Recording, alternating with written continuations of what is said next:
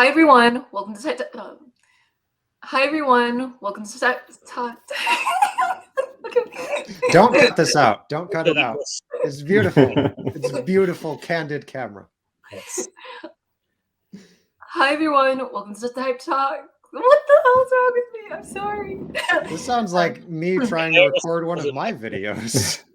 Exactly. Same as me. Yeah.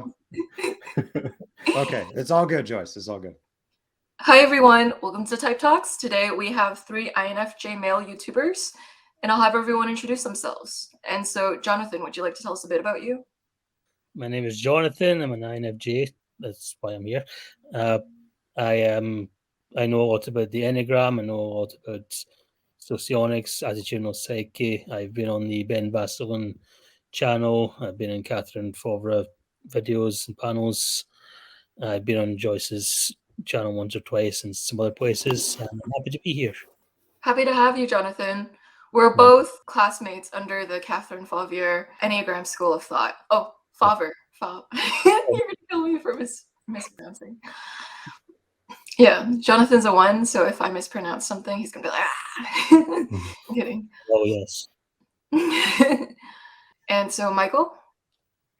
Hello, I'm Michael Pierce. I have a YouTube channel like everybody else, so I am qualified to be here. And everyone else on the thing. Yeah, and I talk about MBTI and Jungian typology. I focus more on Jung. I also talk a lot about philosophy and some other topics. I wrote a book recently, which is a pretty good summation of my thoughts. You have it! Oh my gosh! I feel so famous. Yeah, that's the book that Joyce just held up. Yeah, it's Motes and Beams. And yeah, you can find it on Amazon. If you go to my channel and you go to like any of my videos, you can just go to the description and find links to it. So that's my plug for the book. But yeah. Yeah, I'll have everyone's links linked down below. Feel free to check out all of these wonderful channels and buy Michael's book because he is awesome. Endorsed by Joyce. Yay! Yay! And Scott? Yeah, hi, I'm Scott Morgan. I've got a YouTube channel as well, and I'm a counsellor. And yeah, I make videos on personality type, mainly INFJs, as it turned out, and just general sort of personal growth and just information to help people heal and grow.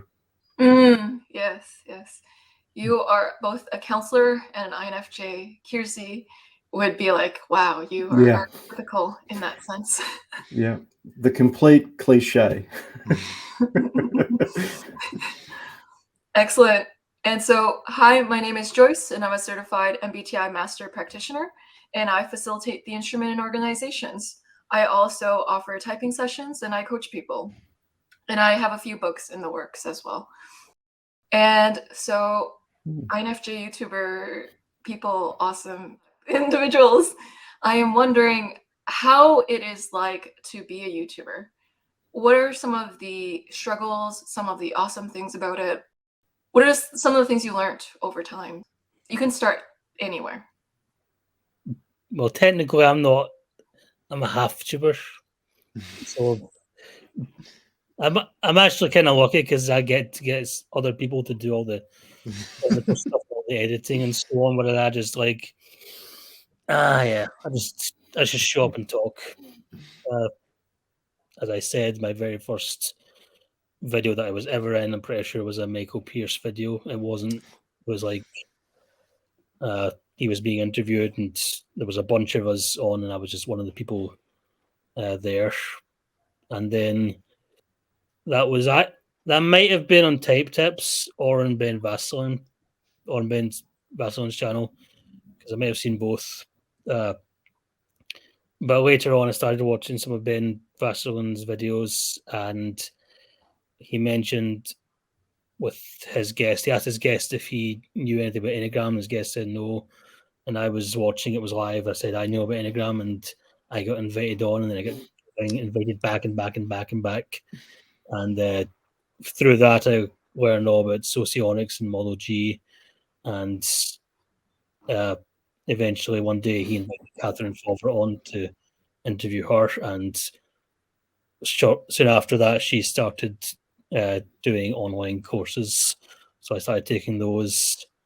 And yeah, well, actually, the story was that one day he told me that, Jonathan, congratulations, you've been in 100 videos. And I thought, I have to take a break now, right away. And he invited Catherine on in part to entice me back to a more full-time commitment. So yeah, Yeah, that's my story. you're basically a fixture on Ben's channel. Indirectly, now a part of his channel. Yes. I have thought about starting my own channel. I'm not sure how this accent goes. I have heard people say that they don't understand what I'm saying. So yeah, it would be an interesting challenge. But I could be saying anything and you guys just won't understand me. So, It's the introverted intuition challenge. Struggle's real. But yeah, I'm talking about being Scottish. Not. I wasn't going to say anything. I wasn't sure if that's what you were referring to or not. I'm so sorry. It's okay. There are people who cannot stand my voice either. And look at me. So, you can try it out. Yeah. Believe in yourself and stuff. What was the question again? I'm sorry. What is the YouTuber experience? Is that kind of how we're? Yeah. Literally, you can talk about anything you want. Oh, anything? No, just kidding. Yeah, I mean, I've been doing it for so long, and people who keep really up with my channel will know that I think it's actually been a couple of months since I've released a video. So I've been kind of taking in almost like a bit of a break the past little bit. Writing the book, a lot of energy went into it. And then I've done some other things since then, but especially like way up in the, I mean, I loved it when I was really kind of in stride and I was making videos every week, kind of in the more traditional YouTuber format. That was when I was doing the 16 type videos, and the revisiting the types was that was later and things got more spread out. But when I was making those original 16 type videos, I mean, that was great. That was when things were starting to spike, and I mean, it was very validating seeing so many people kind of starting to show up. So I'm trying to link this in with the INFJ experience of kind of like I have my ideas and people are saying they like the ideas, and that's just a wonderful feedback loop. That just makes me feel, you have to be careful not to let it go to your head. But yeah, I don't know if it's odd. It's like I don't usually think of myself as a quote YouTuber, even though that's definitely what I am. I think of myself as an MBTI enthusiast, as a Jungian typology enthusiast. And that's the first thing that I am, and I kind of can branch out from there. But that's where everybody knows me. It's through the videos I've produced there. So yeah. What about you, Scott? Oh, sorry, Joyce, you say your thing. I'm trying to include everyone in the conversation. You're basically celebrity status because you've been in a lot of people's introductions to type have been your videos, Michael. Everyone else's videos here are great too. I'm really flattered. I don't know what to say because I know that people tell me that, and I know it's true. I do appreciate it. It's I don't know what else to say. It's like, thank you for making me famous. It's like, what am I supposed to say? You're in the Hollywood Boulevard of MBTI. Of MBTI, of this little group. Yeah. Everyone here is a little bit of a demi-celebrity. So it's because it's a celebrity in the type space, but not like right, exactly. Not anywhere else. Exactly. It's great having no one else recognize you from anywhere else. But when you're in typology, everyone kind of reacts like you're the Joyce Ming or the Scott Morgan or the Michael Pierce or the Jonathan. It's like, you're Jonathan from Ben Vaserland's videos. It's like, oh my gosh. I've had that a couple of times, but not. Yeah. Well, more like on Facebook or in Discord or something. Right. mention in passing. I haven't had it in real life, and I don't think typology is even that big in Scotland, never mind anywhere else. So, yeah, but one day it will happen. One day. It will, and we'll take over the world. Yeah, yeah, and it's surprising the people who will recognize you too. Because even like people from different type spaces, not directly the 16 types, may know of your existence just by being involved in typology. Like me and Jonathan were classmates in Catherine Fauvier's. Am I saying her last name? Fauvre. In Catherine Fauvier's Enneagram certification program. And Catherine actually told me she was told about me before she met me. And she's like, oh, yeah, one of her part-time staff watches my videos and is an ISTJ. And is like, yeah, I learned more about my type from Joyce. And I'm like, wow, people from the Enneagram community know about me. That's interesting. Yeah, and terrifying sometimes because, yeah. Yes. When someone it's super interesting because I can't speak for Scott. I'd be curious. I was actually going to ask you, but I don't know if you're allowed to answer this. Has anybody come to you for counseling who suddenly realized, oh, you're that Scott Morgan from YouTube? Has that ever happened? I don't know if you're allowed to answer, but that has, yeah. That hasn't happened. Yeah. I think it's usually, it's weird. Oh, sorry, go on.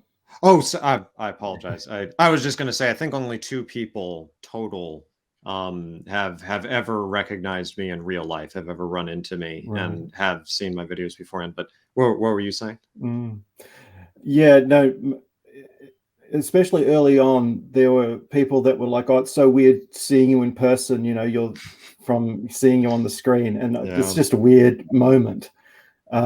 Hearing that, and you don't know quite what to do other than, well, let's just move on and get into our conversation. But it's a surreal kind of world. I think being a YouTuber, again, a bit like Michael, I don't think of myself as a YouTuber, like that term. But I've been, I think, doing it about 8 years now with a 3-year gap up until recently.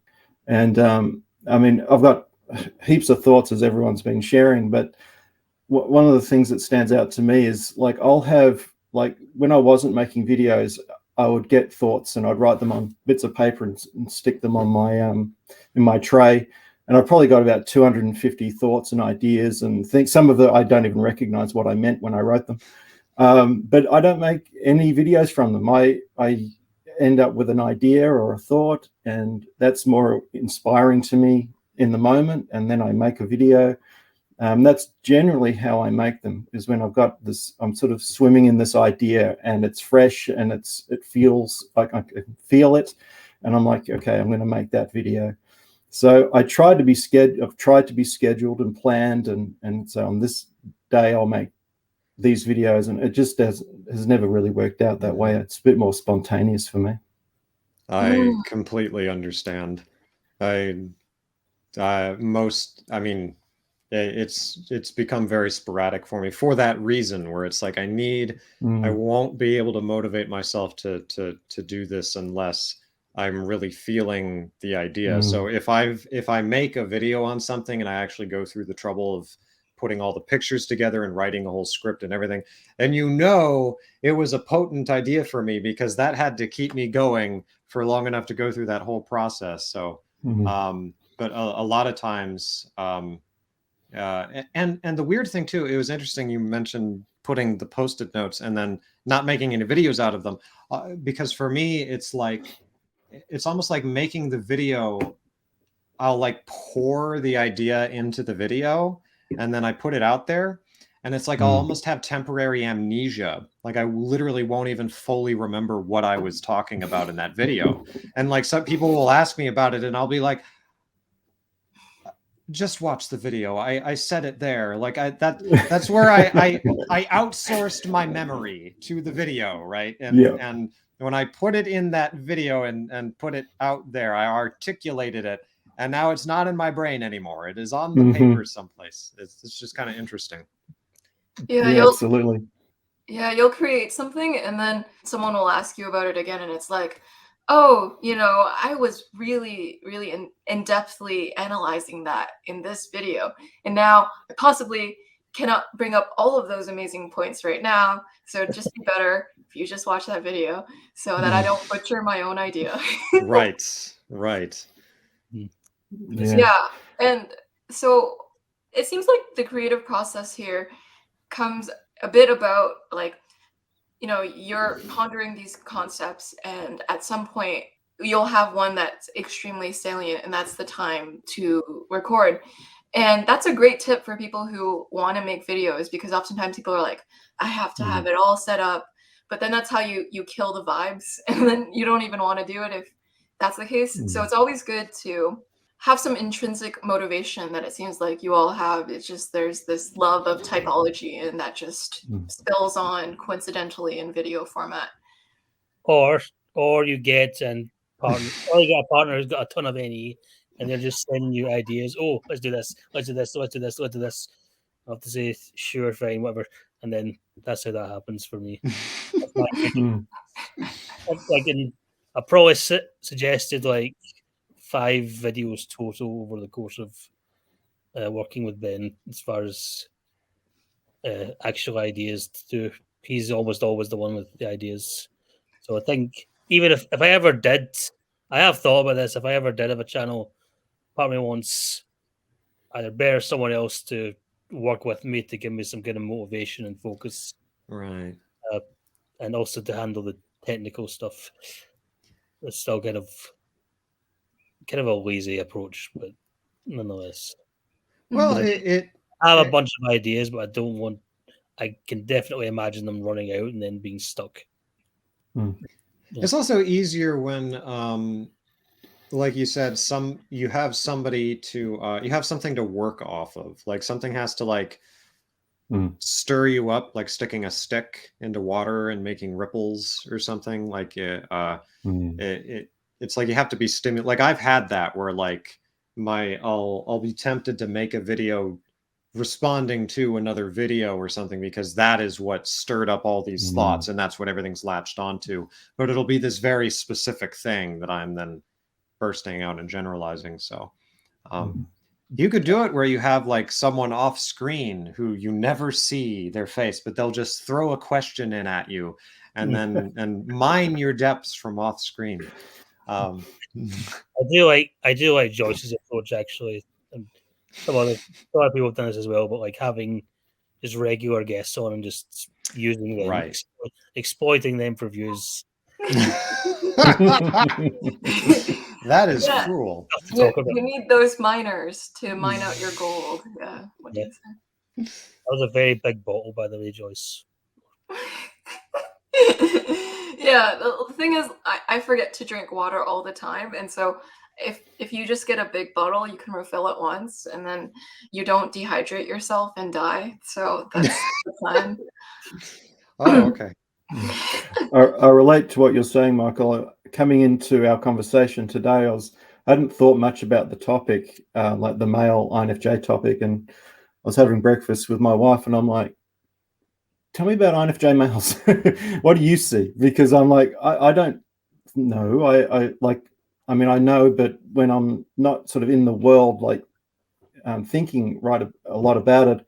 So I sort of came into the conversation like, I hope someone else starts talking first, essentially to mine that information, and then it will start to hit on all of the realities that I carry. And you need something to kind of start the ball rolling, and then kind of the ideas will start to associate naturally. I've also noticed, I watch Joyce's Q&As, and she always says, we'll be live in like 10-15 minutes, but please send in some questions, and no one ever does, sadly. I feel for you. But it's because the audience doesn't really know what to ask until they know what the other person's about to say. And I'd suggest earlier today that I should hire an NE type just for her videos, just to shoot ideas in her video chats, just to give her questions. So that's still an idea. I can still do that. Yeah, apparently I need to pay some people to ask questions during my live Q&As. But my only resource, because I'm broke, is hugs and love. So Oh yeah, that's the other thing. Like, we're talking about Joyce paying us, and she told me, "I'll pay you in hugs and I'll pay you in love." You are not allowed to pay me for coming onto the show. I forbid you to do that. Don't you dare. I feel like the Godfather. I'm like, what would make you disrespect me so that you would want to give me payment? Why am I going off on that? Sorry. Sorry. yeah, and so with videos, what is the payment for your videos? I guess abstractly, like I'm not saying there's some person handing you dollar bills, but what reward do you get out of making videos? The chance to articulate and to not to be able to present the idea to other people and feel like get feedback, but hopefully positive feedback. There's a validation that comes from knowing that I was able to present this to another human being and they understood it and got some benefit from it. There's also just for me personally, there's a very almost visceral enjoyment of being able to take something that I've seen, to catch an idea and to put it into words so that other people can understand it. And that is sort of one of the big things that I try to do, is I want to explain things to people, to capture it in the language. And that's very satisfying to me to be able to do that. So So for me, to bring a higher level of comprehension to these ideas that are possibly life-changing if you internalize them. I was going to say for me, it's because I don't really know anyone in my real life who's really into this.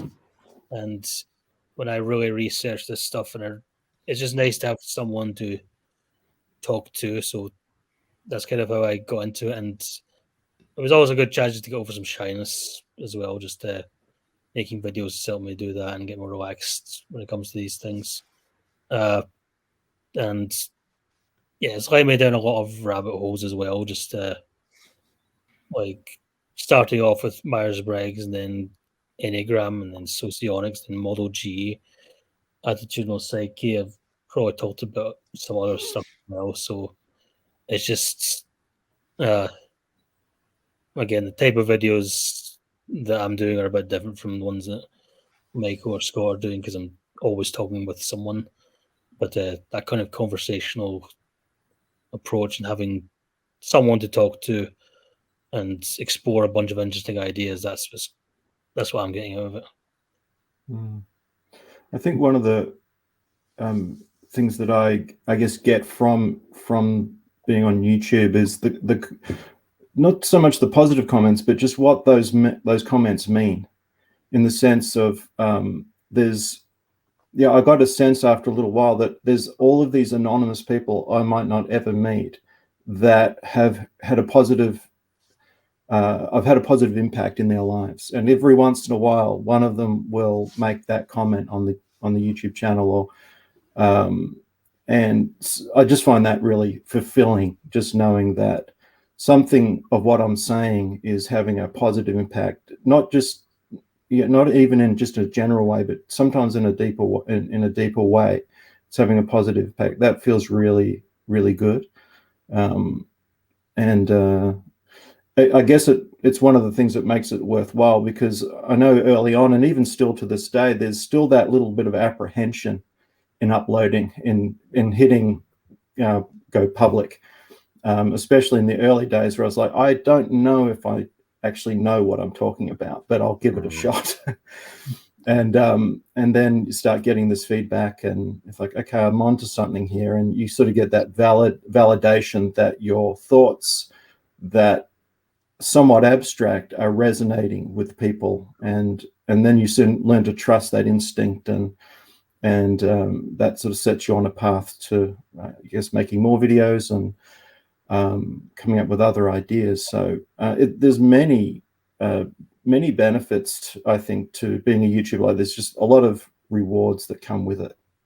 And Yeah. I always trust, like, anyone that has an idea, just make a video, put it out there. It's worth the risk. Yeah, especially sometimes the INFJs have a proclivity to offer these new, innovative ways of looking at an idea too sometimes. So you're trailblazing a new perspective. And so sometimes you don't know how that's going to be taken because it's like your thoughts. And so what if other people don't agree? But I guess anyway, you click upload and someone will understand it. And maybe a lot of people resonate. And it's great to be able to help serve other people's journeys and growth and transformation. So it seems like being able to do that is just it's amazing. Yeah. And you all do that. So I'm wondering, what are some INFJ themes that you all notice within the type? You could start off anywhere, but maybe I should probably throw out a theme if I'm going to suggest people to talk about themes. Yeah. So one of the themes of the INFJ personality type is that they ask bigger questions quicker than a typical person does. And they're more prone to having an existential crisis since the moment that they have consciousness, they're asking bigger questions, which can result in them earlier on asking some very fundamentally, like, questioning fundamental assumptions of life, reality, their own life, of global existence in general too. And I'm wondering about everyone's experience with that, just kind of juggling the higher order concepts a little quicker or sooner than other people. Wow. I think I'm doing that most of the time. My mind is either consciously and somewhat unconsciously constantly thinking and pondering, and sometimes I don't know I am until a thought comes into my mind where I'm like, that's, it's like sort of a unconscious post-processor of life events, and my NI is sometimes just coming forward with a insight or a thought about what I just experienced. And and I think I've probably had, they talk about the midlife crisis. I think I had half a dozen before I was 40. Just life events, things that I didn't expect, just things that caused me to have to think about things and work stuff out and figure out where my place in the world was and what world was I in, and this didn't work out, or these sorts of things. I'm being very vague, but just I guess, asking those tough questions, or being burdened with them. Not like I was intentionally looking for them; they were just there, and then I had to start to think about them. And I realized that I was on a different page to most people. And some of those harder times was realizing that my mind works differently, and other people are on different wavelengths, and I sort of what's the word? Just caused me to. I'm losing my thought here, but just caused me to. I guess go inward in ways that most people don't need to or have to until later on in life. It's that sort of reversal where a lot of the tougher stuff gets worked out earlier, and then you learn to smell the roses. Yeah, because I relate to all of that. I almost get a little, I get sheepish talking about this because I don't want it to sound too much or be too much of me being like, yes, as a child, I saw the truth and no one else was smart enough to see it, even though that's what it feels like, which is for INFJs. And that's sort of that's an important thing for INFJs to understand and to sort of grapple with and to critique to a certain extent, so that you don't develop like a messiah complex or something like that. But I think it comes from, the way I would describe it is it comes from the combination of the NI, which because you see this a bit with INTJs as well. So where they also have this sense of, I'm asking the higher order questions earlier on than everybody else. I'm like seeing the patterns. That's how NI is experienced. So, and it's also very individual, because NE will also see the patterns, but it's not as private in that sense. So you don't get the sense of sort of being cut off a bit from other people, and that, why can't you see this the way that I'm seeing it? This is so clear to me. But it's the combination of that along with the FETI, this desire to explain it to other people, but also to be able to help other people.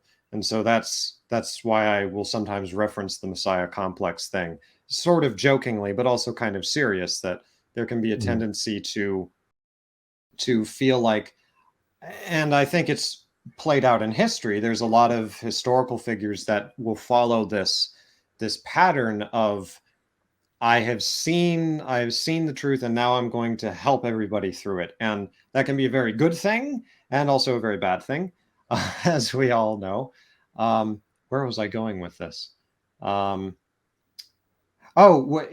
far as I'm concerned, though, in my own life, like, yeah, the notion of having existential crises. I mean, everybody has them, but it's troublesome, right? Because I feel like, and I'm not sure why, but it's almost like it's kind of like describing a type as creative. In our modern society, creative is considered creative and visionary, and some of these words are considered as unmitigated compliments. Like, they are like the things you want to be in our society. It's on all the ads and the posters. And these are things that are used to describe the intuitive types. And so it's because it's true, but it naturally lends itself to the intuitive bias. I'm not answering your question, but these are just things that come to my mind. I am effectively avoiding trying to talk about the fact that, yes, I did feel like I was seeing things that other people weren't seeing when I was younger, and I think I really was. This will be my last thing, and then I'll let other people talk. But the example is, I remember I actually went back and found in my files, when I was a kid, I wanted to be a writer. I wanted to be a novelist. I wanted to write stories. When like I was 5, right, and I wanted to do this, and so I remember I was writing this story, and I remember distinctly in kindergarten noticing from a very early age, there seems to be all this tension between the boys and girls, and this seems to be like low-key encouraged by the adults. And I don't think that's a good idea, because, I mean, you have your mom and your dad, and they're boy and girl, and that's where we come from. I don't know how that works, and I'm not looking forward to it, but like, we probably shouldn't like burn bridges now, right, guys? Like, I was seeing like gender politics as like a 5-year-old. and I have proof of it, because I have the original documents of me writing about this in my scrawled hand as I wrote it into my story, where I'm like, it's like this premature manifesto. I think it's funny. It wasn't like well thought out or anything. It's not like I was a kid genius or something, but it's like other kids weren't doing that. That was where I tended to dwell. So that's my long spiel for you. Yeah, those are amazing points, Michael. It's great how you're able to know the politics of the situation so well at such a young age. Or even think about it, or even spend time pondering it. You also bring up this point that, a lot of people do have existential crises. So I will say, like, in today's day and age, because all of our survival needs are met, people are more prone to having existential crises a little earlier on than they typically would. And a lot of people who are into typology, some of them have come in because they've had existential crises too. What I call, like, they're called ontological shocks. it's when your belief system breaks down and it's a question your fundamental assumptions. Although I do feel like INFJs naturally do that on top of that too. So it's just bang, bang, bang, bang. All right. So Jonathan, what are your thoughts on the topic? Well, I don't know if I would phrase it as asking deeper questions, because I kept most of my thoughts to myself. And I didn't write things down, so I don't have any proof of this. But I do remember, looking like being 5 years old or whatever, and looking at the adults and thinking, I know more about certain things than you do. I feel a bit more insightful, like understands things that are being said better than you do. I do remember thinking about how, like 3 years old, 4 years old, whatever, the boys and the girls, they all mixed and it was no problem. But then as we're getting older, we're going to be segregated. I could see that. I remember small ideas like thinking, I'll get blue eyes, other people have brown eyes, some green. Maybe we're seeing the world in different ways, like your red is my green, my blue is your yellow, whatever, things like that. I can relate to all of that. I just don't have any specific examples off the top of my head. I just remember I have 5 in my tri-type in Enneagram, so this is part of that as well. I do remember spending a lot of time alone, just a lot of deep in thoughts and exploring ideas in my mind, and just being in the school library and reading through whatever, and it's all very vague when it comes to actually explaining what I was thinking or even remembering what I was thinking. But it was deep, take my word for it. Well, Jonathan, it's not just the 5 thing because I relate to it. If it was just the 5 thing, then I'm a 5. Okay. I meant more of the this how much I spent alone compared to I've listened to other INFJs talk about things, and there's a slight difference with the amount of time I'm spending alone and the way I'm thinking about things. So that's a little bit of a later topic, but I can see the differences, and I've had to learn how INFJs have their own varieties and their own differences as well. Yeah. Not to belittle all of your insights. I'm sure you had wonderful, deep thoughts, but How dare you? Jonathan's taking the prize for that. You mentioned, Jonathan, how when you were a kid, you thought that you knew better than the adults. That's something that I experienced as well. You know, the moment that I had conscious awareness or conscious thought, I was thinking about, I am more mature than the adults around me. Or not mature, it's like more like thinking about the situation in depth than the adults around you. It's like more aware. You more feel like aware. you're more conscientious or conscious, or you're seeing things that you're like watching. It's almost like watching like animals in the forest do the same thing over and over again and never learning, and you're watching like them do this as a kid, and you're feeling it's like frustrating, or other kids, you're seeing them do these like stupid things, and it's like, why did you not watch? Like, I remember being like, listen guys, I learned this from watching television. I watched shows and they told me don't brag. I was like, got it, I got the moral from the story. You saw the same episode and yet you're bragging. What is the problem here? Like, tons of times like that. It's it's silly because we're like little 5-year-olds, but I totally get that. It was so well explained. Yeah. It's like watching everyone play into their own patterns and not looking deeper into them. And it's like not looking deeper into them. And it's important to note, because I always try to be reflexive and be like, I'm sure there were patterns that I was falling into that I didn't notice about myself. So that I was effectively doing the same thing, but maybe just in a very different way. Not like just in terms of cycling, not necessarily what they were doing. So that is important to note. But yeah, that's something you hear a lot from NI types in general, but especially INFJs, I think, because of the focus on the social patterns. The INTJs, I think, will focus more on, generally speaking, will focus more on like system patterns or things like that. But there's blur over, I think. Yeah, and I didn't mean that I understood or I thought I understood everything better than the adults. Oh no. It was more just certain particular things. Like I was thinking specifically of being in church and listening to sermons and reading stuff and thinking I'm getting the lessons a bit more than they are. Yes.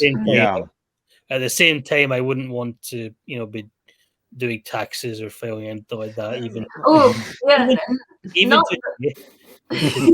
yeah, not that stuff. Not but that yeah, like getting the point of things quicker, or feeling it that way at least. Yeah, exactly. Like in church or in school, and people would. It's like I can just quickly. It's like, okay, I know the point of what you're trying to get across to me. I quickly recognize the moral of the story, whereas other people would seem like they were mystified by it or didn't get it, and I'm like.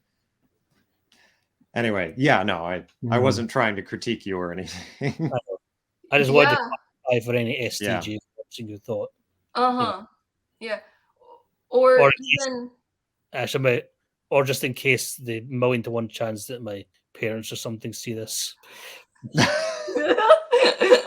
That's a whole other topic too, is like the censoring yourself because you're like, oh wait, who else is going to hear me say this, and how will they think of this, how will this group think of this, and it's like you box yourself in. I feel that too. Yeah, it's like your friends and their takes or people around you and how they would view their opinion on your topic. And you're like, I know XYZ is going to counteract what I think. And it's like, all right, I'm saying it and I already effing know the social implications. Yes. Absolutely. That's something I want to bring up as well, because I know how other people will react to these things. And I got in the habit of kind of playing devil's advocate with myself. And I imagine how other people would respond, and then how I would respond, or how someone else would respond, and also sometimes come up with better arguments.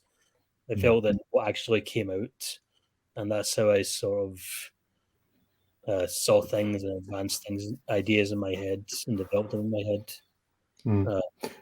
It's that tension between NI and FE, where the NI thinks and may have answers to other people's problems or may not.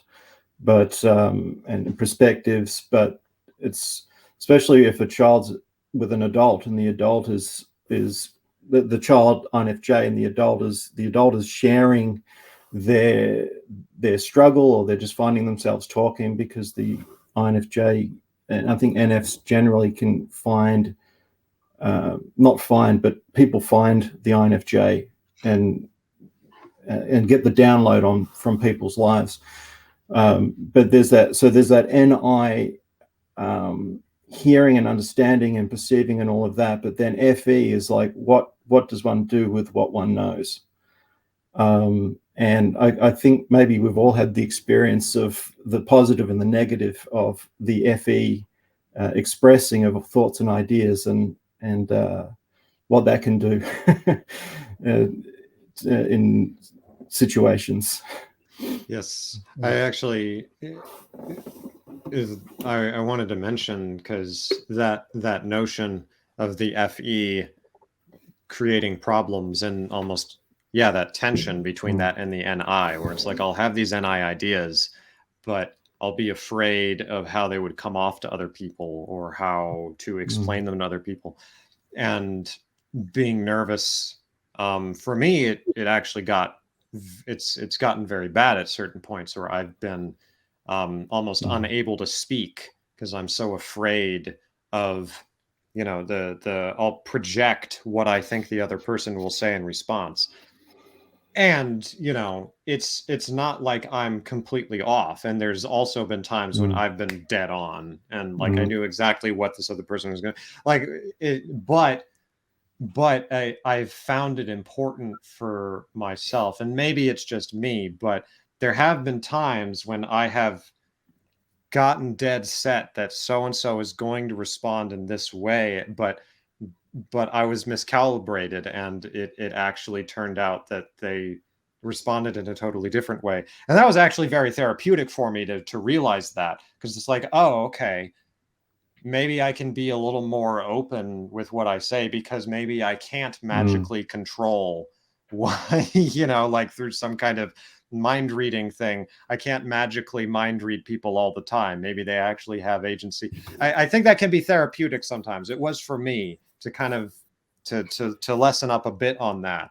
But it's a very natural tendency, especially for me, and I see it in INFJs, like what you guys were saying now. So yeah, like you have an instinct for knowing how things will land with other people Yes. sometimes, and it sucks when it's proven positive true. Like if it's Yeah. a negative instinct.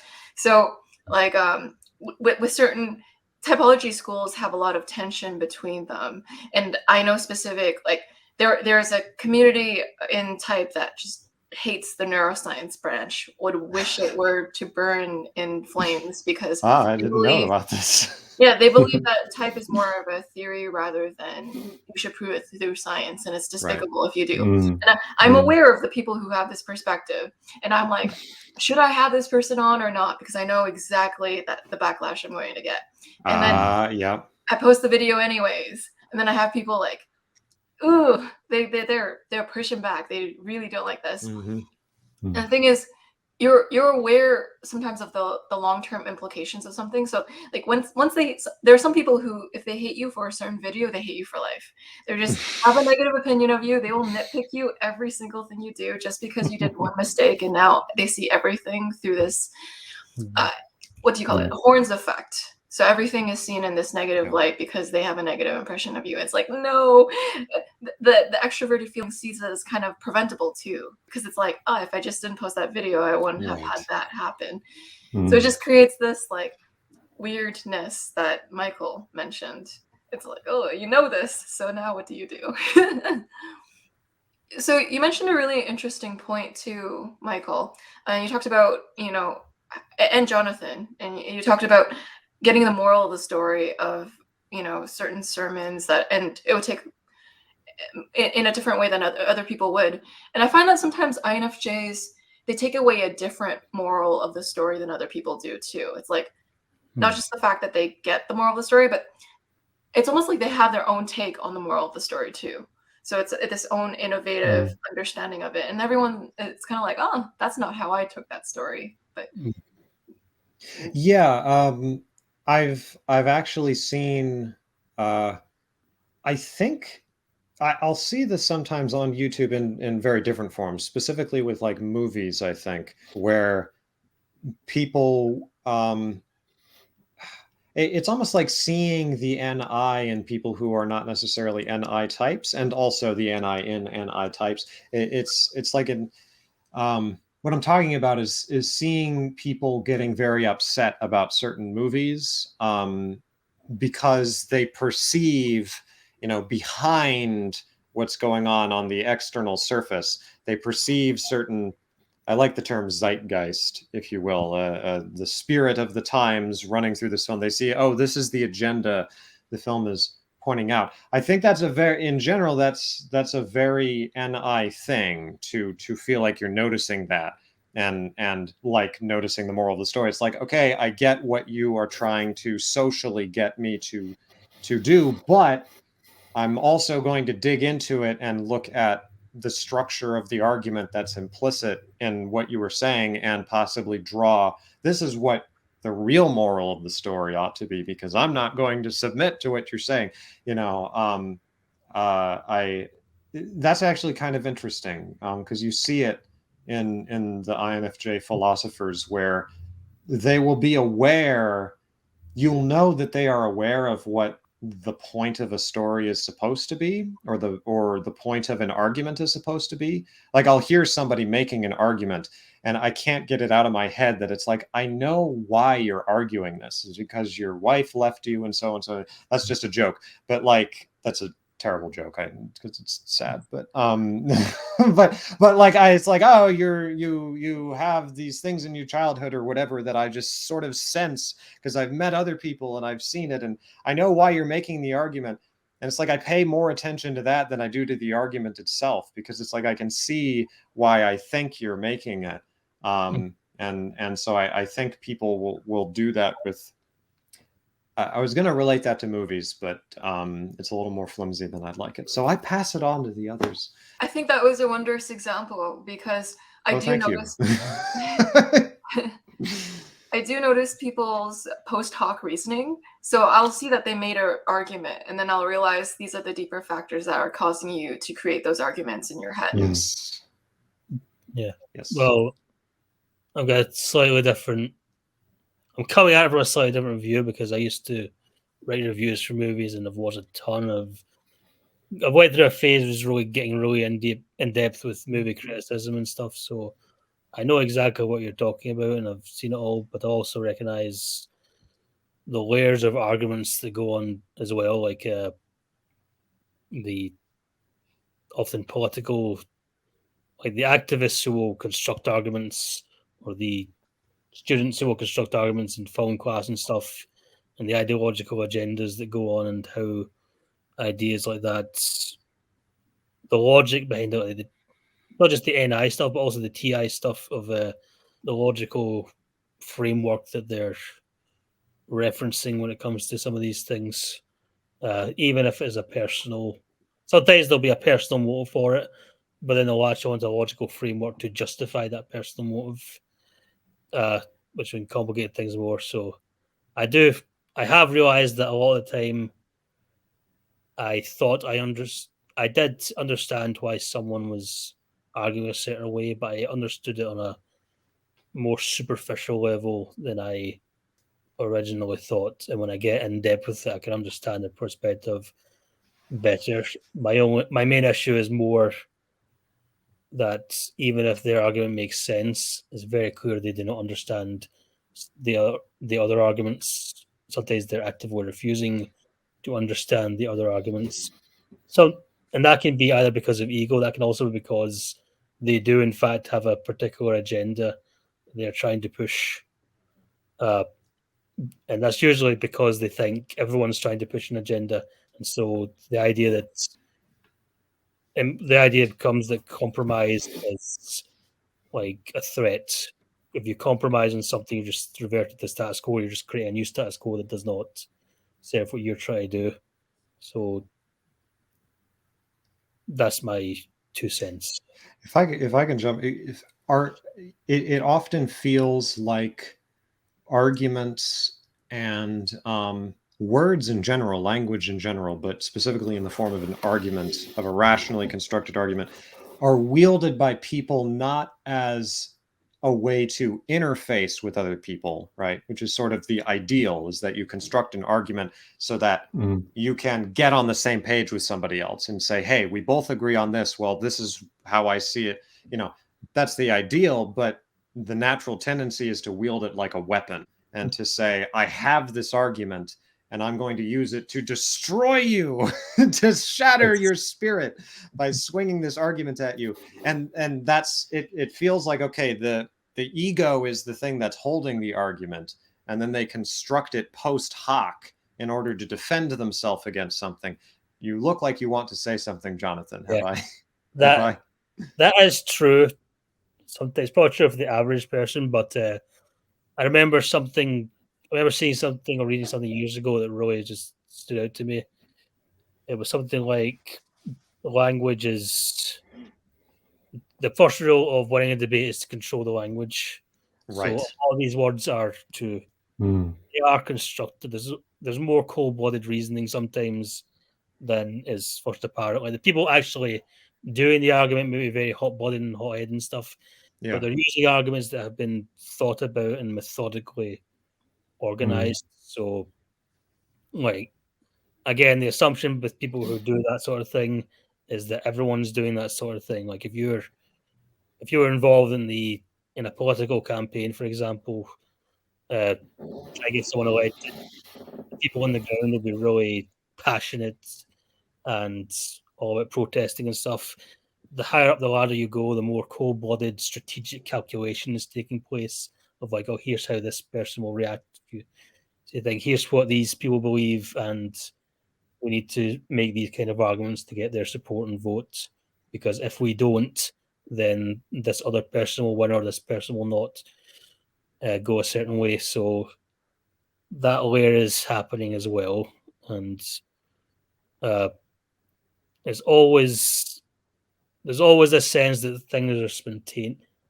There's a lot of things that you think are spontaneous that are actually quite carefully planned and organized. And I'm not saying there's some kind of Illuminati type organization pull all the strings. I am saying rather there's like a million Illuminatis all pulling the strings, and they're all trying to outcompete each other, all in different layers of society. So, and these can be people who have no power whatsoever, but they want to be part of something bigger. It could be like, students in a university or people just sitting around in a bar running really tiny political parties or groups, but they're all interconnected to each other. I'm going a bit of a ramble now, but this is probably sound like some people probably listen to this and think that's NI crazy conspiracy stuff. But no, I know what you're trying to get at, though. Yeah. Yeah, I'm talking about like ideological groups and political groups and corporations and all these. And it's not that it's all a single master plan. There's a billion tiny master plans that are constantly interfering with each other. Yeah. That's what creates this kind of atmosphere. And I think social media has really exacerbated it because it's given. Because a lot of these, I hear a lot of people say that things are worse than ever, things are so more intense than ever, and they are not. Like, if you've got American history, there's so many times where things were as intense or even more intense then than they were now. They've had civil wars and so on. But the difference is before, didn't have Twitter, didn't have Facebook, didn't have any of these things. And that's what makes it seem a lot more, and 24/7 news media as well. That's what just makes it seem a lot more constant. I know for me, just I think that the general gist of what everyone's saying is I find I live outside of all of that most of the time.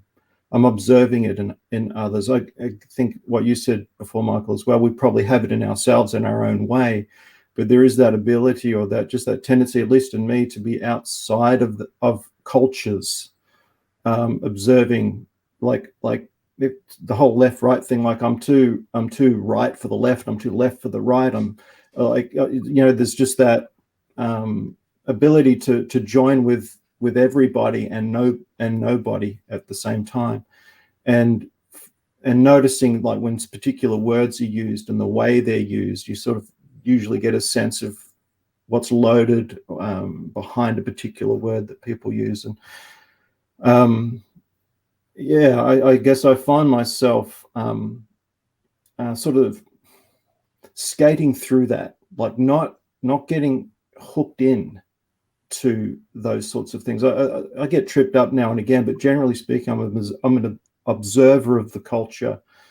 Like you watch YouTube videos or something, and there's that group and they're fighting, and you're watching, saying if you just said it that way, right, you'd be hugging right now, right, instead of hurling stuff at each other. Like you're both right in a way, and if we can just, you want to be that mediator to have a big group hug, because it's only this far away, yet they're a mile apart at the same time. So that's really, really, really, really well put, Scott. Thanks, Joyce.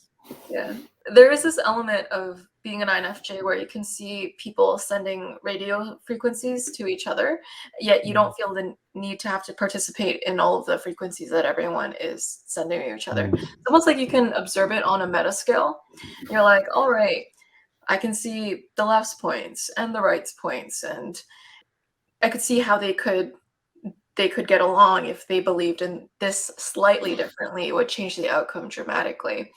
And so introverted intuition is a lot about having an insight that can cause a shift in a meta perspective, which Scott mentioned well. And so you also mentioned the point of feeling outside of culture. And so oftentimes INFJs don't really feel like a part of the world. They feel like they're observing the world, but not truly engaging in it as a full participant as everyone else is.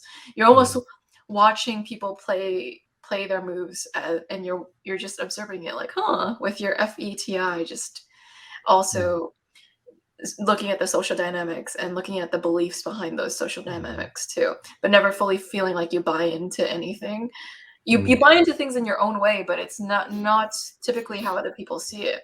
So, introverted thinking can sometimes create a very intricate model of its own beliefs. So it doesn't really need to outsource that to anyone else. And so plus introverted intuition, you're cutting off from the world to come to your intuitive insights.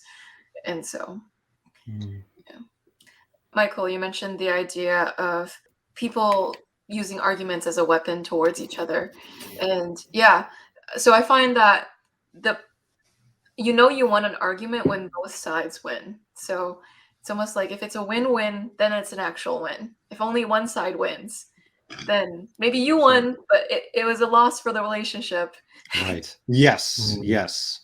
No, I do think that's another INFJ thing, and you'll see it a bit in other types too.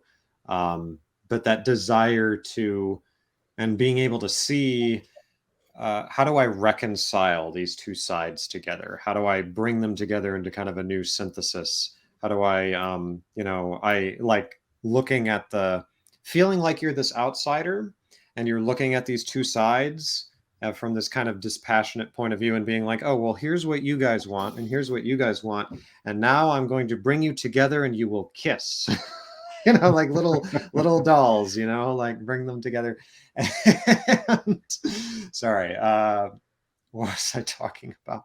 Oh, you trying to reconcile by bringing them onto the same platform. I see this a lot it crops up again and again, I think, in the INFJ philosophers, where one of the hallmarks is that whether it's explicit or not, they always end up sort of trying to play the role of mediator between different points of view and trying to synthesize them into something that is sort of very peculiar and unique to them, and then trying to be like, and this is what you all should adopt and all of your problems will be solved, for heaven's sake. Like you guys are really very, or seeing how two sides that appear to be very different are, when viewed from this sub level, are actually the same thing. They're in the same root system.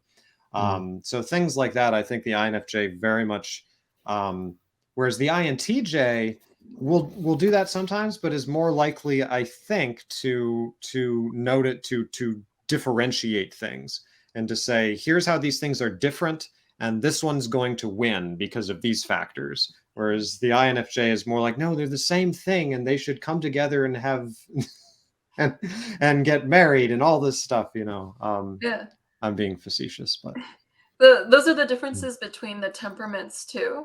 So Linda Behrens, she calls the NTs the theorists, and they're known for noticing the differences. So, and whereas the catalysts, the NFs, use similarities to bond people together so that they can meet their potential. So you'll have these INFJs who understand how to synthesize these, what people think are radically different views, but actually have same roots, and you can actually very easily get them to get together. Oftentimes, people don't really know that's inside the INFJ, because INFJs may not share that, where like you're talking with somebody who's really into one idea. Politics is the most obvious example. You're talking with somebody who's really firmly on one side of the political spectrum, and it's just so hard. It's like you'll find yourself like, yeah, sure, to this. And it's like your disagreement will take more of the form of, sure, like that kind of different, because you don't want to outright contradict them, because you're like, well, that's just not going to help anything, because they'll just get angry and they want someone to fight against. And then you'll talk to somebody on the other side. And so you kind of get this. I think that's one of the struggles that INFJs really, really feel, because they want to be honest with people, but they also want to reconcile people, and they find themselves in the role of this sort of diplomat. I at least have found myself in that role a number of times, where I feel like I'm almost bordering on being two-faced with people, which I don't like. But it's almost like I have to, because you're so entrenched.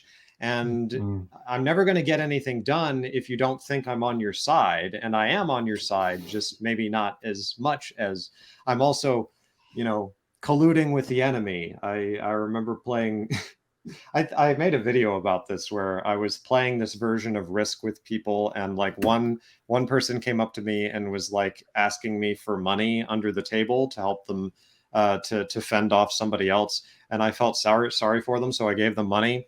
And then the person who was fighting them came up to me later and was like, I really need money in order to fund this operation against them. And so I gave him money too, because I didn't want to say no, and because it's a game. So it's like, so I'm funding both sides under the table. I'm like, oh no, what have I done?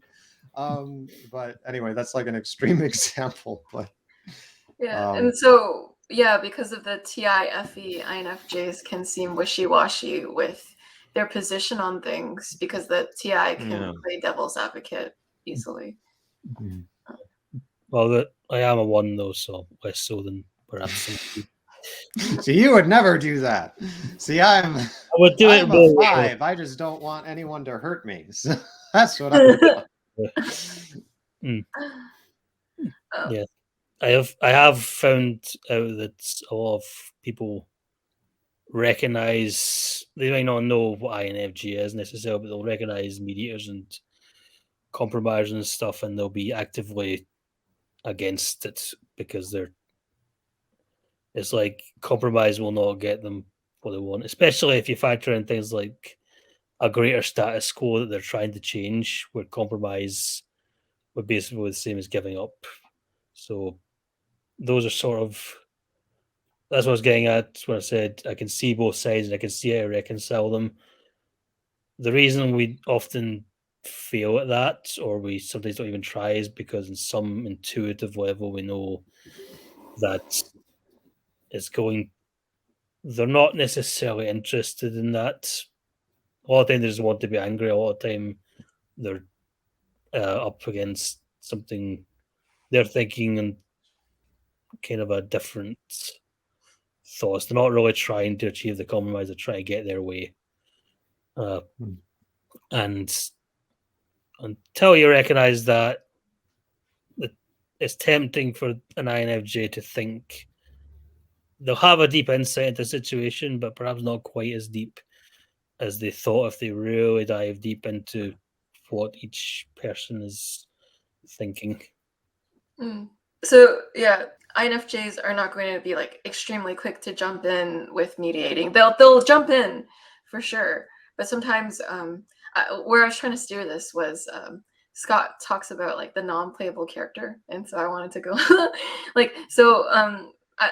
I might be using the term out of context too, so you can also feel free to correct me.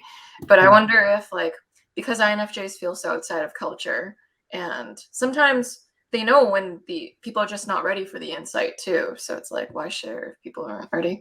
So I wonder if part of the NFJ experience is being a non-playable character or an NPC in a game. So what are your thoughts, Scott?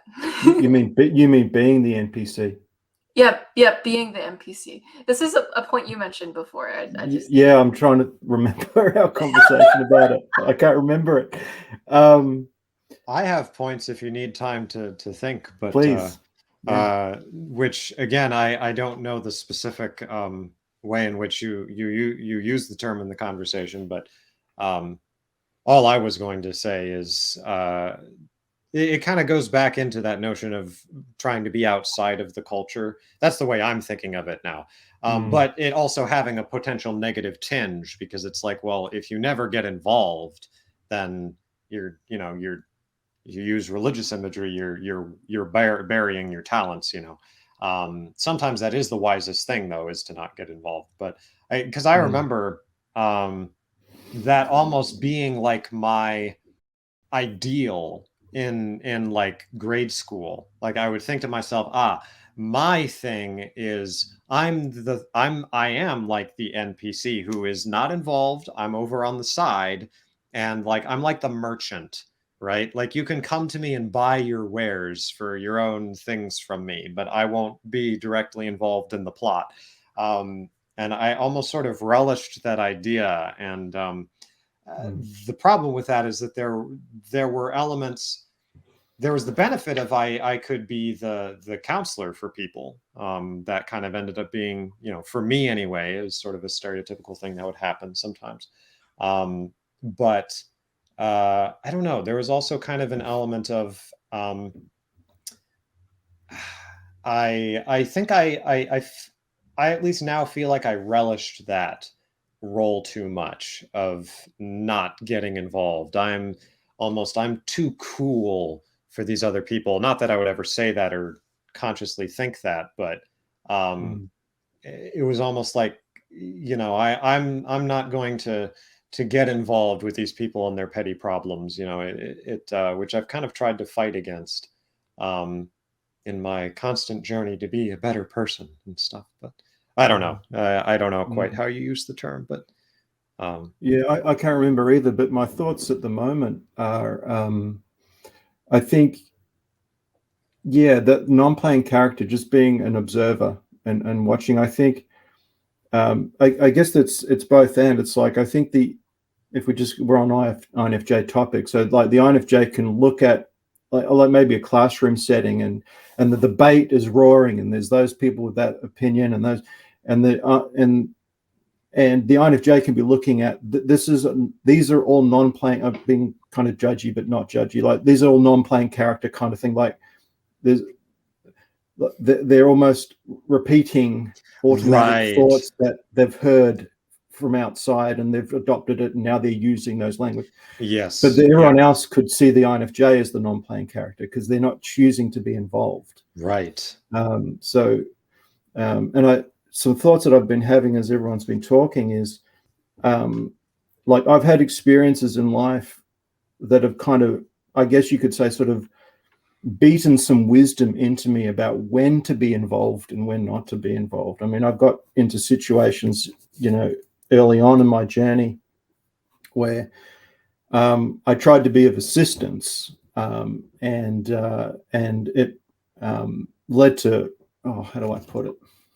It backfired. So my best intentions to be of assistance to these situation, all well intended and all of that, I walked into a hornet's nest that I didn't anticipate.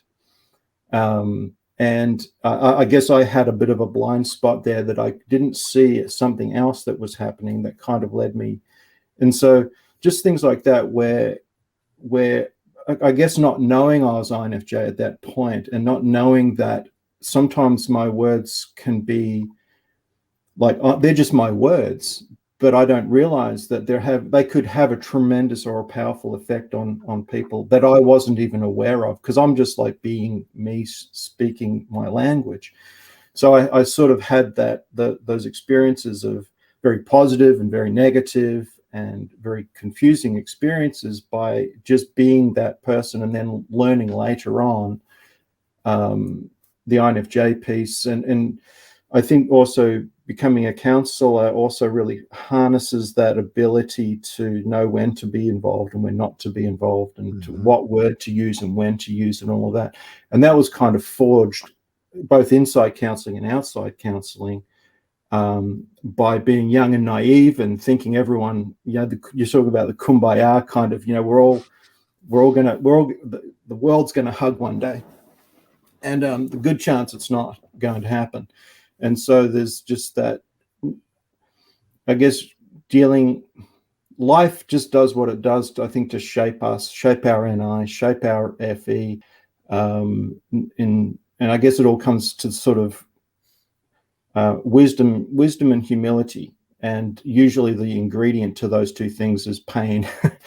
Having negative experiences that, sort of help shape us. So I think, I'm not sure how to get back to the NPC thing, but just some thoughts. Just end it. Cut. Cut. End of stream. As a wise man said to me not terribly long ago, it's totally, you may feel like you got off topic, but when you're when you're an insightful person, that usually just means you're saying something even more interesting than what was supposed to be on topic. So I think all three of us have had that in this chat. Like one moment we were just going a really deep NI insight and just went and it's like sort of walk to the cliff. Yeah. I've got nothing else. So wait, okay. Stop it. You ever played Minecraft and you're like digging out the coal chute and you're like, oh, that's the end of that route. It kind of took me all over here and then I finished that. Joyce, sorry. Yeah, the introverted intuition's known for speaking in parables. And so it's like, oh, I've reached the end of my parable. All right. And so you mentioned, Michael, being the confidant for people. And that's a quality of the NF catalyst. It's that the temperament's known for being people's confidants. So, yeah, Linda Barron's knowledge right there. And so non-playable characters. On the topic of what Scott mentioned, he talked about how INFJs may see other people as the non-playable characters because they're just on autopilot all the time. And it's like, oh, are you really making your own decisions through awareness, or are you just making these decisions without that? Whereas other people see the INFJ as the non-playable character because they don't know what's going on in the INFJ. And oftentimes, I think INFJs are like, looks can be deceiving in the sense that on the surface, a lot of them have a blander appearance from the ones that I've met. No. I don't mean that in a weird way. Let me try to rephrase that. I'm gonna go find my judging our looks right now. Maybe I need to start wearing I'm going to go get my faux leather jacket that I got from Goodwill, and maybe then I'll look a little more fabulous for you. Sorry, I just had to grip on. You're good. I know what you mean. So like, oftentimes with INFJs, they can be underestimated because they're all steak, no sizzle, so all substance, but they don't always pizzazz it like with everywhere for everyone to see. People can be very surprised to hear the INFJ's insight because oftentimes they're not like a flashing light trying to make people notice them. That they just have this wall of insight and they're not advertising it like with a neon billboard. But it's there, and so people are like surprised, like, wow, I was not expecting that. It's like, don't judge a book by its cover almost with the depth of them, because it's like, oh, I didn't know it was there. It's like, oh, I thought you were an NPC, but you're actually, holy crap, there's a PC on this non-online game. What the heck? I will say I've seen the term NPC kind of used as a sort of a slur against by certain people. I was kind of wondering about our use of it. I think we're fine here. I'm just wondering if that's our inner ESTP coming out. What is the other word for NPC? I don't know. Well, NPC is a term from computer games, like just the average role-playing game stuff. But some people, like TPs, often will be using it as a sort of slur, like most people just drones, brainless drones, where we're smarter and active and stuff. Totally misused that word right there. No, My bad. It's more just I've seen it in these very political contexts. It's kind of been co-opted, I think. But I was more meaning the word in the sense that feeling outside. So No, yeah, yeah. Mm. Yeah. That's good to know. I think we're fine. We're reinventing the word. Yes, we're I've always taking seen it back. I've always seen myself as kind of like the Gandalf or the Yoda or the Obi-Wan, like guiding the person. Hopefully without dying though. That brings us to fictional and famous or real life INFJs. Oh yes, because Ben sometimes calls me the Scottish Yoda because I think I said I like Yoda once, or I compare myself to Yoda once, and he started calling me that. So yeah, so that, and I always related to Yoda and Obi-Wan type person. I thought I'm going to be that when I grow up. Not that I want to be like that when I grow up. I'm going to be that when I'm older. That's my destiny. That's what's going to happen. Another good one, if you know the Hannibal Lecter stories. Yes, Hannibal, well, marginally. Hannibal Lecter's not who I'm thinking of. It's the guy who caught him, a guy called Will Graham. Because I remember it's in the story's Red Dragon. There's also an adaptation called Manhunter. And the first time I heard him describe his ability, I thought, I do that. That's exactly what I do. Because he is an FBI agent and he's very empathic. He can get in the mind of serial killers and see how serial killers think, and that's how he catches them. So the way he caught Hannibal Lecter was probably a very unhealthy INTJ. He went to visit him once because he was working on a case to try to catch a serial killer. And Hannibal left, and he just started looking around Hannibal's office, whatever, and he saw something like, I think it was actually the Vitruvian Man, which Joyce was talking about earlier today. He saw that on the director's desk, and that resembled one of the murder victims, and he thought, it's him. This is the guy. Just intuitively, he knew. And of course, Hannibal Lecter was another intuitive, so he knew that he knew. So he just They could have their NI battle of wits that so many INFJs and INTJs secretly dream about. well, really like to just stab them, but yes. Well, yes. Okay. That actually reminds me. Dostoevsky, Fyodor Dostoevsky, the Russian writer, I think is an INFJ. And the reason you talking about Hannibal Lecter reminded me of it because, and like that empathy, that empathic sort of getting into the mind of this person, that's sort of what Dostoevsky is well known for, to the point that he wrote Crime and Punishment, which is literally about a murderer, as I'm sure most people know. And it's famous because he spends like the whole first section is just him following this character named Raskolnikov as he tries to decide whether or not to commit this murder, and then after committing the murder. And it's like the most it's just amazing how like intuitively it's, and it was so much so that one of like the famous critics who read it, like read that first section of Crime and Punishment, or I think read the whole book, and at the end of it was like, has this Mr. Dostoevsky ever murdered anybody? Because he's like, I don't see how someone could come up with this unless they had actually done it. And of course he hadn't. But like, I'm like, oh yeah, like, I get that notion of being able to get into the headspace if I decided to. But that's funny because an author who is, I think, maybe an INFJ, I've seen typed as that, was Agatha Christie. Yeah. Murder mystery author, and she wrote a ton of them. And I have noticed, I really do believe that you can figure out someone's Jungian type if they're an author, if you read their works. Like you can tell, I can see SI and FI and T and all these things. Yeah. INFJ novelists are a bit less detailed. They do like mysteries. Yeah. Bringing all these things together and bring it up. I think her main character, her most famous character, is Hercule Poirot, the detective. I don't know if he's INFJ, maybe INTJ, but he does talk about his intuition, his little grey cells. He does talk about like being able to understand the psychology of a crime. I still don't think he's an INFJ, but he's a sort of psychology-focused INTJ. Yeah. I think. Fascinating. And so, Scott, what are your INFJ examples anywhere?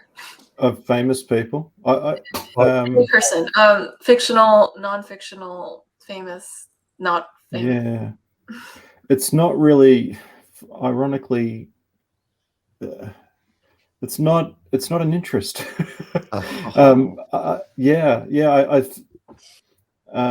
I think I do that in my own, like when me and my wife were watching a movie or something, we'll talk, what type this person might be or this or that, but it's to be asked, what famous people, it's just not in the forefront of my mind, to be honest. Yeah. Oh, I do have a PS. I do have a. Well, I'll get my soapbox for a second, because this person is always tagged as INFJ, but if you read about their life, their private life, they were so extroverted because they hated being alone, and they had a dozen people over to their home every single day. Adolf Hitler, I swear to God, he is not he's an unhealthy ENFJ. They can have him. But he really was private life. He really did hate being alone. He loved having dozens and dozens of people over to his house every day. It would be absolute hell for an INFJ to be like that. So Hitler is not one of Oh. There was. Steve, we have a disagreement, but I suspect you. Yeah. Okay. That's a fair argument. Yeah, I don't have a position on this argument, but Kiersey actually typed Adolf Hitler as an INFP. Yeah. What? He was kind of emo, actually. He even had, when he was younger, he had like the hair that just was over his eye, was over one eye, is like a sort of emo. Oh, really? I don't think that really means his type, but just. Oh no, but he had this thing where he would go on rants and the hair would there, and he'd. Oh, you're right. Yeah. He looked like a boy band member or something, except for the mustache. Yeah. He also would, like, when he was on the campaign trail, sometimes he would disappear, and Joseph Goebbels would get annoyed and have to go looking for him, and he'd find him hanging out with bohemian types and artists and writers and stuff, just discussing things. So yeah. Anyway, that's my little rant. I could go into tons. Ben and I actually made a video about 3 hours long where I went into depth about that. But anyway, I don't think my 2 cents on that is, like, I've just got little snapshots of like documentaries that I've seen, whenever, about World War II and all of that.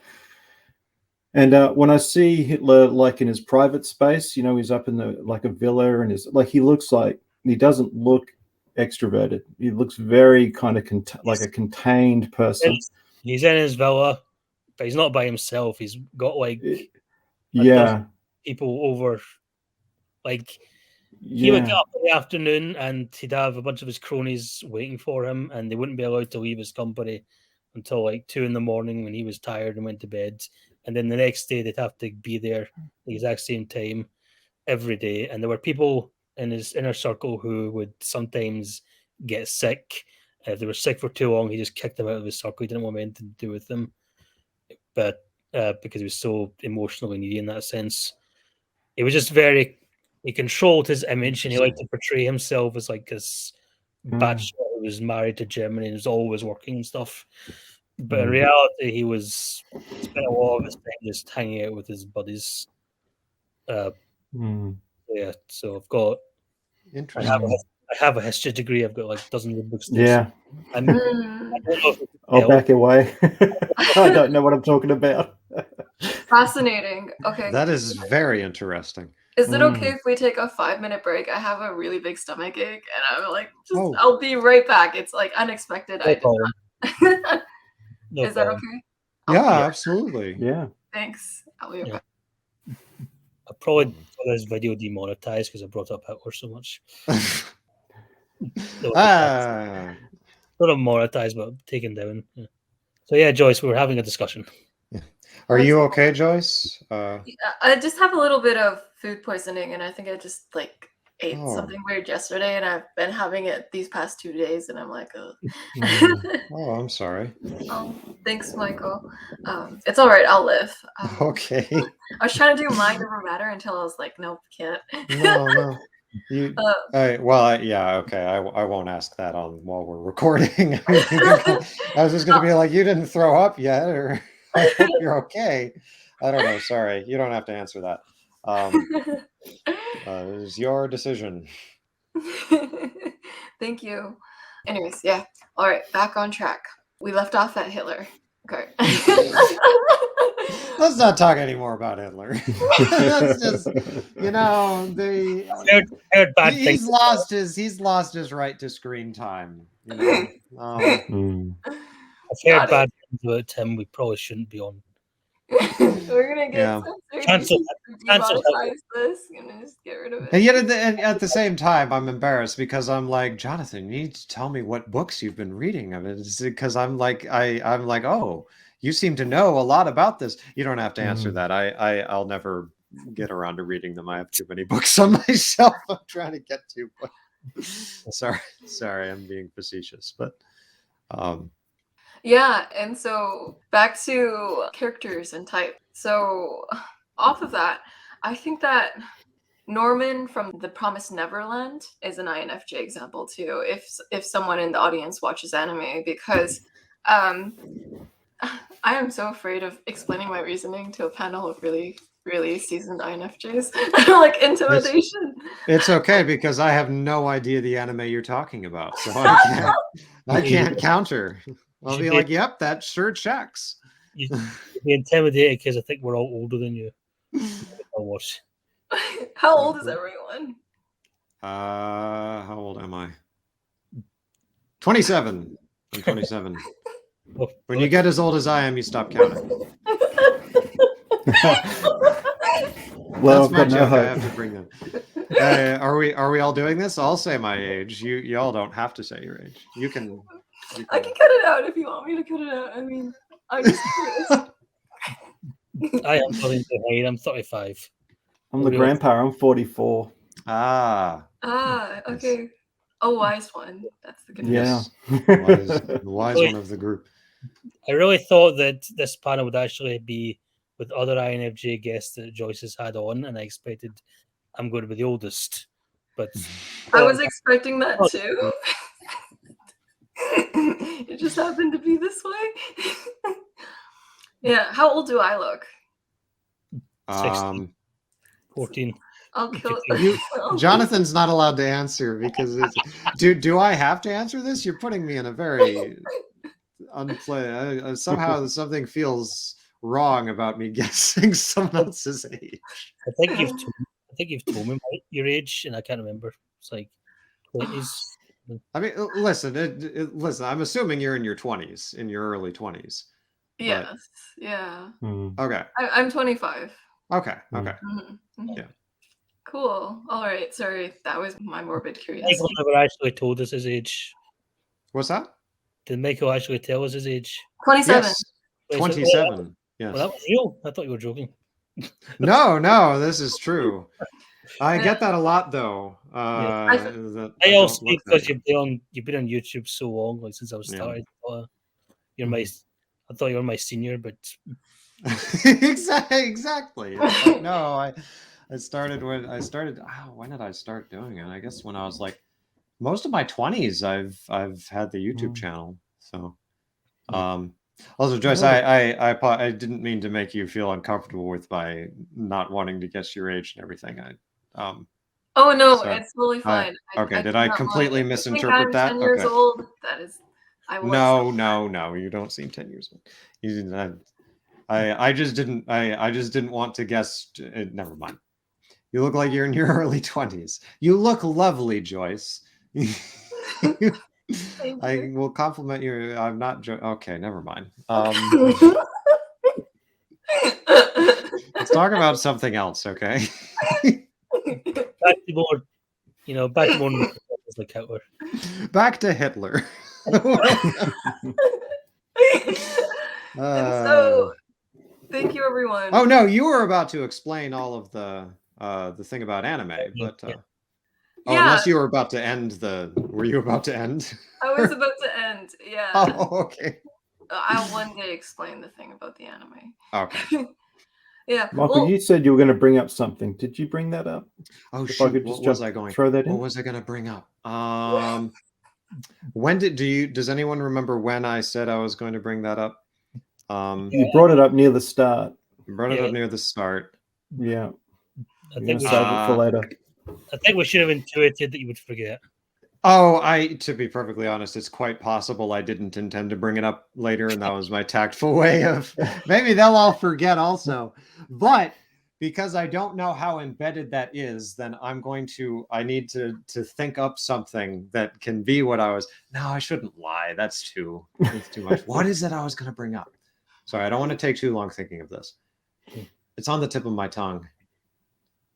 Oh, this might not be quite it, but I think it's close enough. I think I was going to bring up Niels Bohr, who is my spirit animal. I've decided. That's my dumb joke. Sorry. Niels Bohr. Does anybody know Niels Bohr? I am aware of scientist Niels Bohr. Yes. Yeah. I think he was INFJ because I relate to him a lot in a lot of things. He was very interesting. I can't remember why I wanted to bring up Niels Bohr. But I think it was because I think I wanted to make some kind of a joke about Niels Bohr was like the only INFJ in a room full of INTPs and ENTPs because they were all like high-level theoretical physicists. And then you had Bohr, who Bohr got in there because he like through his intuition solved this one problem that they were all stuck on in the science. This is my way oversimplified version of it. But he just kind of came in and was like, well, this could be solved if we just simply don't follow this rule. And then everything falls into place. And they're like, you're a genius. How did you do this? And he was genuinely a genius. But then he gets invited to all the conferences and it's all of these NTPs and they're reasoning like NTPs. And then you have Bohr, who's in the audience, like who's this intuitive type. And I think Heisenberg, the way he described it, is he's like, I was expecting to meet this very rational person, and what I got was like this guru or something. Like he's like this mystical person, and yet he's brilliant. But it's just kind of hilarious to me. He apparently, I mean, he was serviceable with math, but it wasn't his strong suit. He was much more of a philosopher, and yet he was very valuable. Sorry, I'm ranting about Bohr. I'm sorry. He was super valuable though, because he would think about these problems in a way that all of the others in the room just simply wouldn't. And he would ask questions that seemed very obvious. My favorite story is that apparently it happened multiple times where there would be a visiting professor and he would be in the audience and everyone would be following perfectly along with what the professor was explaining, except for Bohr. And Bohr would like, no. And then at the end of the presentation, he'd be like, could you go back to the beginning? And explain something that to everybody else in the room was super simple, right? And they're all like, who is this guy? Oh, wait, crap, it's Bohr. Okay, we can't kick him out of the meeting or call him stupid because he solved the problem that like saved us all from the ultraviolet catastrophe or whatever. And so so Bohr would start asking questions, but then the thing that would happen is as he would keep asking questions and as the presenter would try to explain himself, and then people would start joining in, and soon enough everybody's arguing about these simple things, and Bohr had taken over the presentation, and by the end he would finally say, oh, I understand now.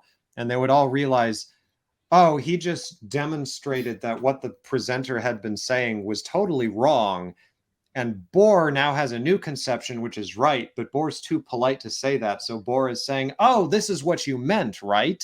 And Bohr would be the one who is right. Sorry, I just took us away. I think that's what I meant to say. I don't know why I was going to bring that up. But. Yeah, that's very tactful of Bohr. That's good on Bohr. Yeah. Of course, Jonathan, who is an actual historian, may have actually read more about Bohr than me and is too tactful to tell me, that's not quite right. That's not that's what happened. I'm sure you're not thinking that, Jonathan. I will let you believe I am thinking that. Okay. Whether or not I've read anything about him is there's a mystery. I'll just let that hang over you. Okay. I accept my fate. I know nothing about him. I know his name. Yeah. Okay. Yeah. Fascinating fellow. You should learn Mm. about him. He's a fascinating fellow. Yeah. A genuinely great man, I think. He and his wife, a great man and woman. They were just like amazing. Anyway, That's great. nice Nice to learn more about. to learn more about Bohr. This is a crash course on. Yeah, sorry. Wonderful. No, he's amazing. And it does illustrate something very INFJ, the tendency towards tactfulness sometimes, Yeah. even when you know the answer and you're like, oh, I'm still going to say this like I don't, like, you're not going to say it with the full-fledged force of making the other person Yes. feel bad, and you're trying to smooth it over and make it nice. Mhm. Great. Nice. And so thank you so much, you all, for coming out and talking about the YouTuber life with me. You know, I felt a strong sense of resonance with your creative process and all of the people that you all brought up too. There was also, you know, our talks about the awareness that INFJs have and their ability to kind of be aware, almost like it's an awareness of the patterns within the patterns. So it's like, oh, this is it's the things that we play into. It's almost like this subtle awareness of the human psyche and how thoughts create actions that create thoughts that create actions. So it's nice to have that meta awareness that you all talked about too. So thank you, Michael, for coming out. And he has this amazing, fantastic book that you should go check out.